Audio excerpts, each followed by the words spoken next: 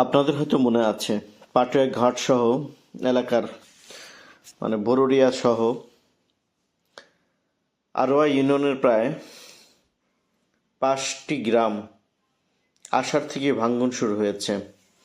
সেই ভাঙনের কারণে বেশিরভাগ সময়েই আসলে প্রশাসন কোনো নজরদারি করেনি, যতটুকু করেছে তাতে ভাঙন থামেনি।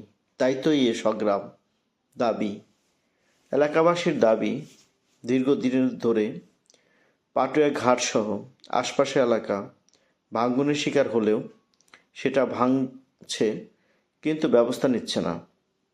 তাই তো শেষ পদক্ষেপ হচ্ছে প্রশাসন না আসা পর্যন্ত এবং প্রতিশ্রুতি বাস্তবায়ন না করা পর্যন্ত তারা মানববন্ধন বিক্ষোভ করবে। সেই জন্যই তারা বিক্ষোভে অংশ নিয়েছে এবং পরে মানববন্ধন করেছে। একে একে এসেছে প্রশাসন, শুনেছে তাদের কথা এবং প্রতিশ্রুতি দিয়েছে বাস্তবায়নের। সেই গল্পের জন্যে আজকে আমরা আপনাদের শোনাব।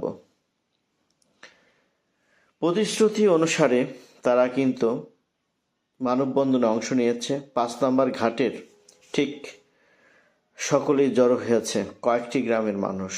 তারপর বিক্ষোভ করে প্রায় 1.5 কিলোমিটার এলাকা জুড়ে সেই আরশিয়াল মোড় এলাকায় বিক্ষোভ করে, মানববন্ধন করে এবং শেষ পর্যন্ত আপনাদের দেখানোর চেষ্টা করব একে একে বিআইডব্লিউটিএ, পানি উন্নয়ন বোর্ড, স্থানীয় প্রশাসন এরা উপস্থিত হয়েছে, প্রতিশ্রুতি দিয়েছে, কথা বলেছে এবং সেই সাথে তারা কিন্তু কাজ করবে বলে অঙ্গীকার করেছেন। এই অঙ্গীকারটা হচ্ছে একদম কী বলে, তারা বাস্তবায়ন করবে যাতে নদী ভাঙন রক্ষা হয়।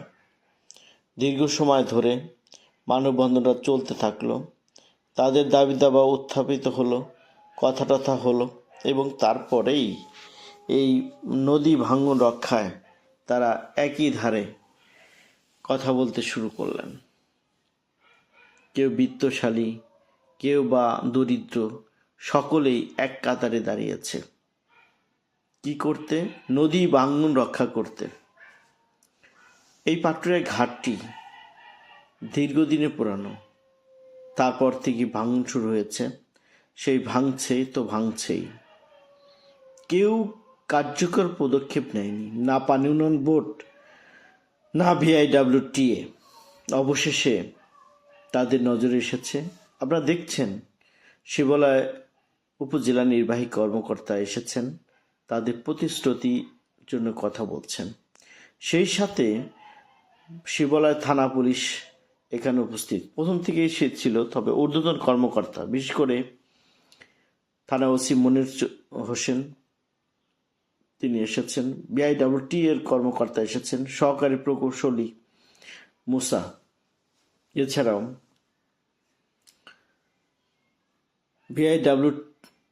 পানি উন্নয়ন বোর্ডের লোকেও কিন্তু এখানে কথা বলেছে, তাদের স্মারক দেখেছে, বিভিন্ন কথা বলেছেন এবং তাদের কার্যকরী পদক্ষেপের কথা জানিয়েছেন। সব মিলে বলতে গেলে এই যে মানুষের দুঃখ দুর্দশা তা প্রশাসন শুনেছে। তবে এই যে দাবিটা এবং প্রশাসনের সাথে একমত পোষণ করা, যৌক্তিক দাবি বলছেন প্রশাসন, সব কিছু মিলিয়ে এই প্রোগ্রামটি অনেক স্বচ্ছ হয়েছে।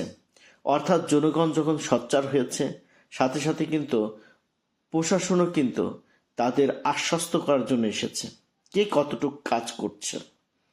তবে আমার মনের দিক থেকে বলছি যে এতদিন যে বিক্ষোভ, মানববন্ধন বা অন্যান্য কর্মসূচি করেছে এলাকাবাসী, তার সাথে প্রশাসন একটা যে ভালো কাজ করার যে একটা অঙ্গীকার তা কিন্তু করেছে। আমরা দেখেছি কিছু কিছু রাজনৈতিক নেতাও এসেছে এবং জনগণের পাশে তারা দাঁড়িয়েছে এবং তারাও বলছেন যে আসলে নদী ভাঙন রক্ষা প্রত্যেকেরই যৌক্তিক দাবি এবং সেটা রক্ষা করা খুবই দরকার। আমরা মনে করি সেটার সঠিক বাস্তবায়ন হবে এবং যথাযথ সময়ে কাজটি শেষ হবে। আগামী যে ভাঙনের আগেই সেই কাজটা শেষ হবে বলে সবার একটা